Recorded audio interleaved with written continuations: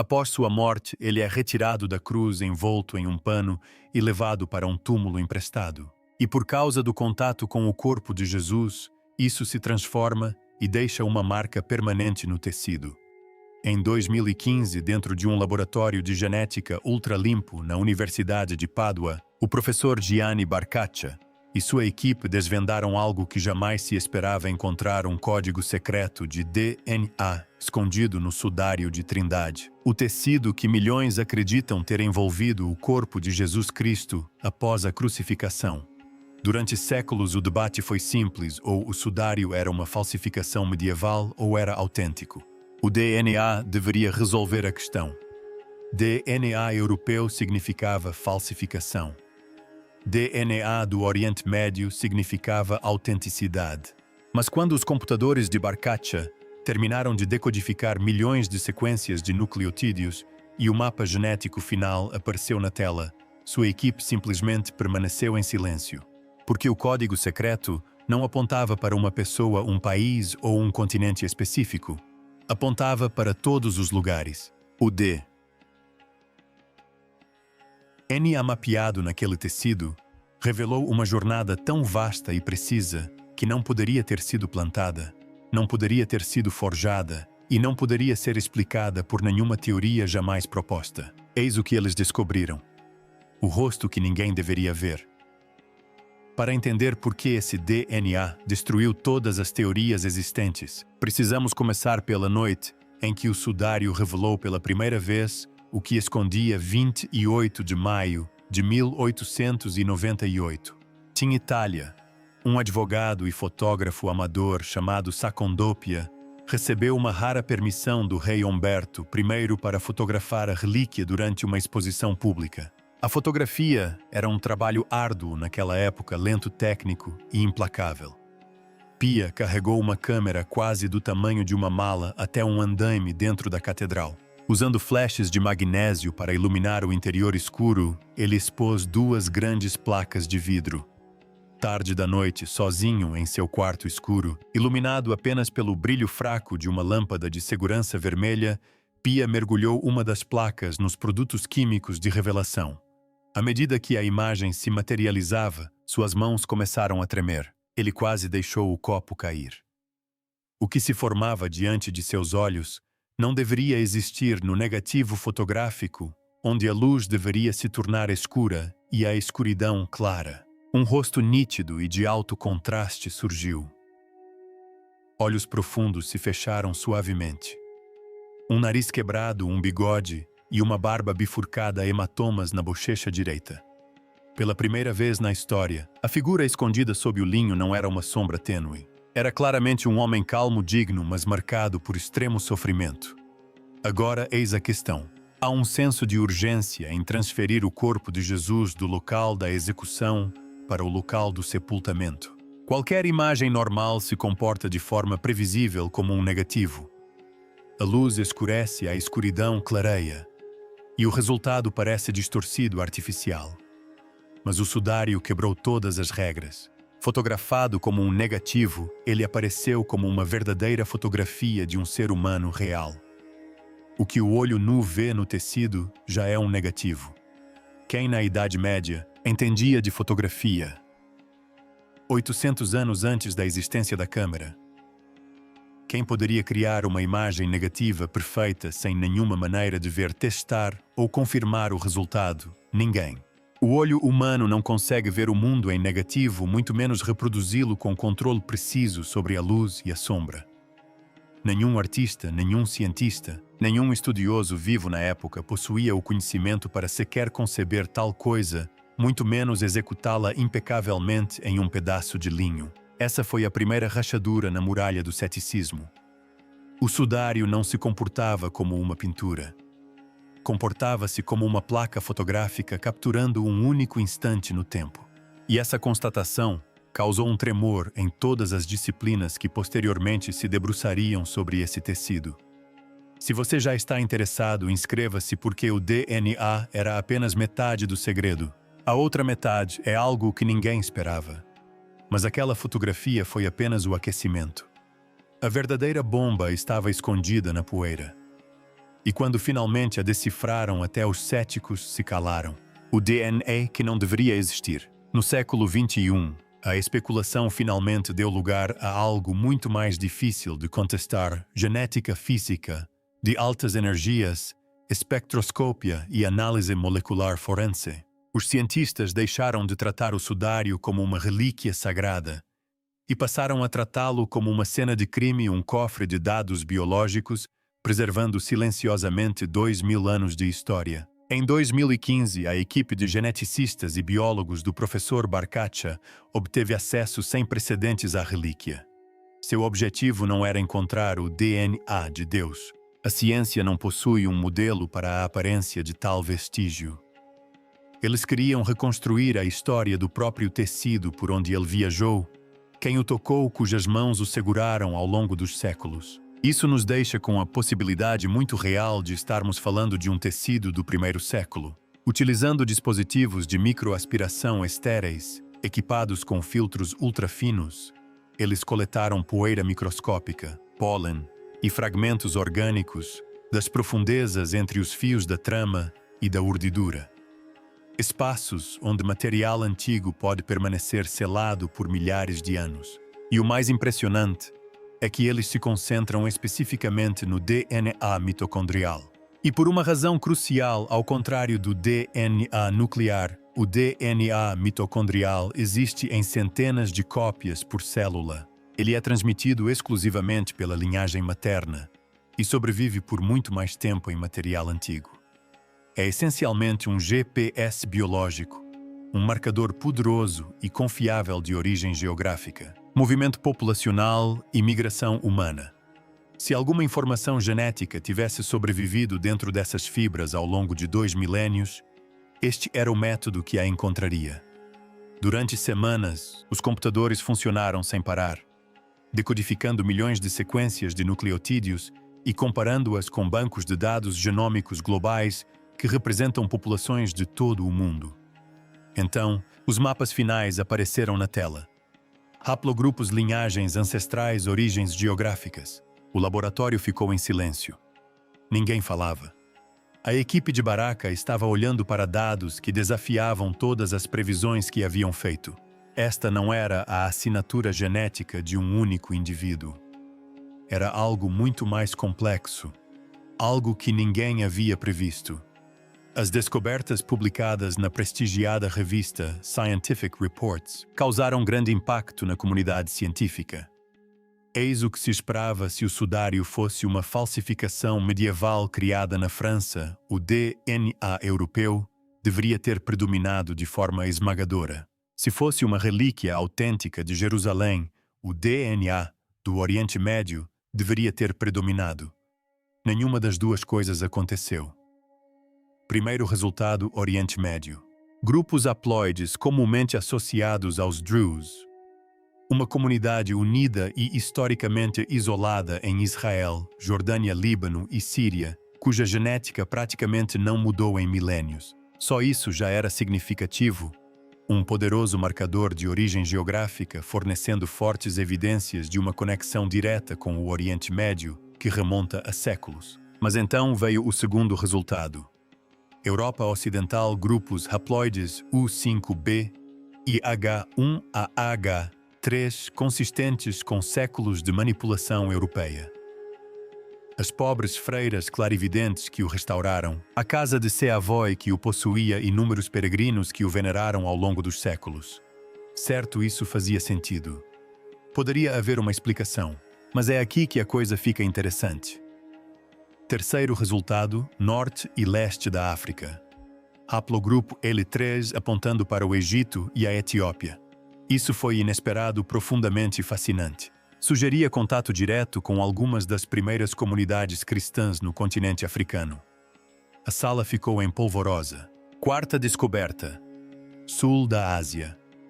Grupos HLOM39, M56 e R8. Marcadores genéticos típicos do subcontinente indiano. Agora a equipe se entreolhava. E então veio a quinta descoberta, aquela que ninguém conseguia processar. Leste da Ásia. Grupos Hapla D4 e G2.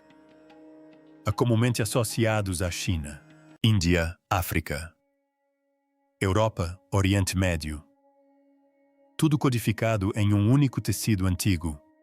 Pense nisso por um instante. Mas como? E se não foi um falsificador, quem foi? A resposta estava escondida em uma rota antiga que a maioria dos estudiosos já havia descartado como mito. Um mundo escrito em tecido. Agora preste muita atenção nisto. Nenhum artesão medieval que trabalhasse em uma abadia francesa por volta de 1350 poderia ter coletado material genético da China, Índia e África Oriental. Se mexerem conosco, se mexerem com o Império Romano, é isso que vai acontecer com vocês. Vocês vão morrer, e vão morrer de forma horrível e pública. A globalização não existia. Viagens de longa distância ocorreram, mas não em uma escala tão vasta, a ponto de deixar assinaturas genéticas tão disseminadas em um único pedaço de tecido. Tampouco seria possível que alguém assim tivesse plantado esses vestígios intencionalmente, de forma a enganar geneticistas 600 anos depois. O DNA encontrado no sudário não é contaminação aleatória. Trata-se de uma memória biológica coletiva. Mas eis a questão. Quando Barcia mapeou os dados geograficamente, o mistério se aprofundou ainda mais. A distribuição dos marcadores genéticos alinhou-se com notável precisão ao longo da rota mandeliana, o antigo caminho que os estudiosos há muito descartavam como lenda. De acordo com fontes bizantinas, sírias e árabes antigas, o sudário era dobrado de forma que apenas o rosto ficasse visível, uma forma chamada tetradiplolon e exibido dentro de uma moldura especial. Essa relíquia não permaneceu em um só lugar e certamente não começou na Europa. Sua jornada teve início em Jerusalém. De lá, seguiu para Adessa no século II, onde o sudário permaneceu oculto dentro das muralhas da cidade por séculos. E é aqui que a história se torna fascinante. Adessa estava situada em uma das encruzilhadas mais importantes do mundo antigo, a Grande Rota da Seda. Caravanas da China carregadas de seda, mercadores da Índia transportando especiarias, diplomatas persas, comerciantes árabes, peregrinos de todos os cantos do mundo conhecido. E muitos deles vinham venerar a imagem que acreditavam proteger Adessa. Eles se aproximavam, beijavam sua estrutura, tocavam o tecido, e a cada encontro vestígios microscópicos, células da pele, fragmentos de cabelo e gotas de suor se depositavam no tecido camada por camada, século após século. O DNA de todo o mundo antigo se acumulando em sua superfície como poeira invisível. A jornada não terminou aí. De Adessa a Constantinopla, em 944 d.C., a maior megacidade do mundo antigo, onde convergiam pessoas de todas as raças e culturas. Então, em 1204, durante a Quarta Cruzada, a cidade foi violentamente saqueada. O sudário desapareceu. Ressurgiu em Atenas por volta de 1205, passou pelas mãos de cavaleiros franceses e finalmente apareceu na França por volta de 1353, na posse do cavaleiro Gefa Desarie. E é aqui que a evidência genética desfere um golpe devastador na teoria medieval da falsificação. O DNA no sudário não é ruído aleatório.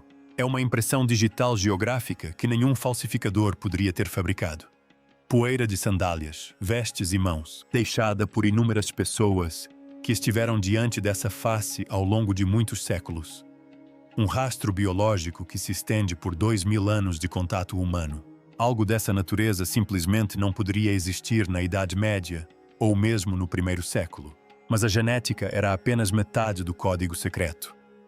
A outra metade estava escrita nas plantas e apontava diretamente para a cena do crime. Pólen, sangue e uma coroa de espinhos.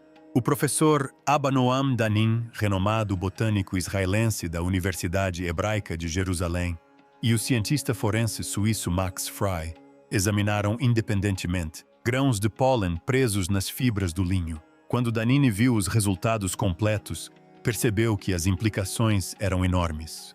58 espécies de plantas diferentes foram identificadas, catalogadas e mapeadas. 17 nativas da Europa, o que era esperado considerando séculos de manipulação europeia.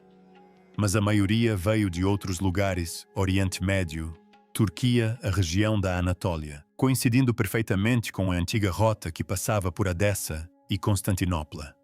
E tem mais, os cientistas identificaram plantas que não crescem em nenhum outro lugar da Terra, apenas em um estreito corredor entre Jerusalém e Jericó. Uma espécie dominou Gundelia toi, um cardo espinhoso do deserto. Seu pólen representava quase metade de todas as amostras, concentrado principalmente na parte superior e inferior da planta. Agora pare e pense nisso. Por que o pólen de espinhos impregnaria um sudário funerário? A coroa de espinhos. A Gundelia thorn 40, com seus longos espinhos em forma de agulha, é exatamente a planta que os soldados romanos poderiam ter usado para fazer uma coroa improvisada. Ela floresce perto de Jerusalém no início da primavera, precisamente durante a Páscoa judaica. Uma segunda pista botânica veio da Ziafilm do Mossum, uma planta endêmica de uma região muito restrita que cresce apenas no deserto da Judeia e em partes da península do Sinai. Seu pólen também foi encontrado em quantidades significativas. Eis a questão. Nenhum falsificador medieval que trabalhasse na França conseguiria obter pólen de plantas nativas exclusivamente de Israel, muito menos aplicá-lo invisivelmente em nível microscópico em um pedaço de tecido. Um falsificador teria usado tinta. Pólen não pode ser pintado. Ele funciona como um selo invisível em uma cena de crime. Uma impressão digital geográfica que não pode ser falsificada. E o sangue contava sua própria história brutal.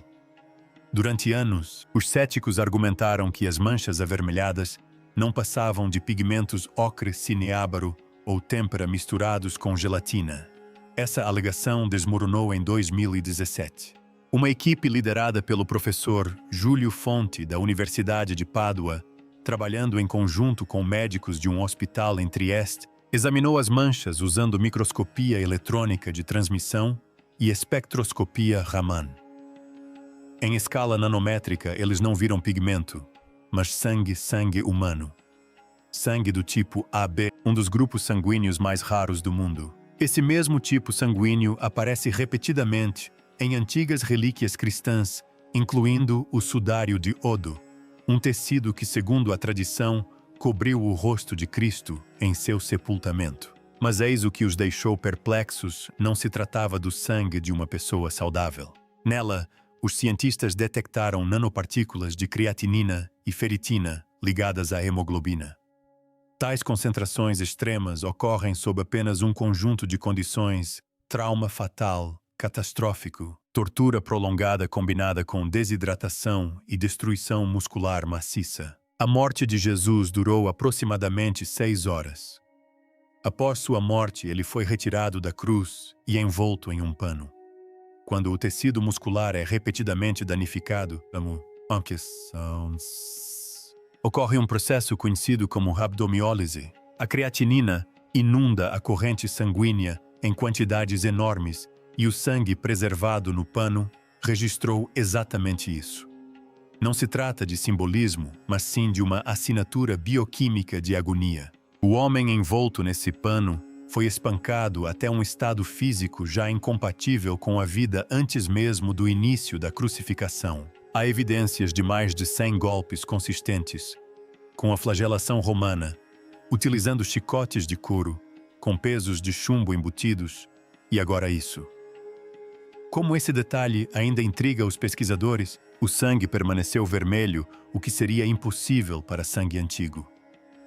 Normalmente, o sangue antigo escurece para marrom ou preto em poucas semanas, mas análises científicas revelaram níveis excepcionalmente altos de ribavirina, uma substância liberada pelo fígado durante estresse extremo e traumas severos. Bilirubin preserva a cor vermelha do sangue.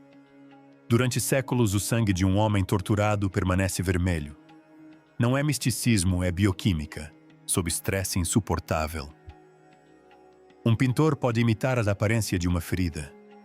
Nenhuma mão humana consegue reproduzir a assinatura bioquímica de um trauma extremo, falência de órgãos e choque hipoálmico. Cada molécula apontava para o mesmo lugar e o mesmo evento.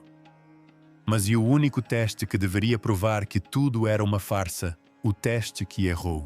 Em 1988, 3 laboratórios de prestígio, Oxford, Zurique e Arizona, dataram o tecido com base no carbono 14, indicando que era um tecido medieval entre 1260 e 1390 DHC, uma falsificação.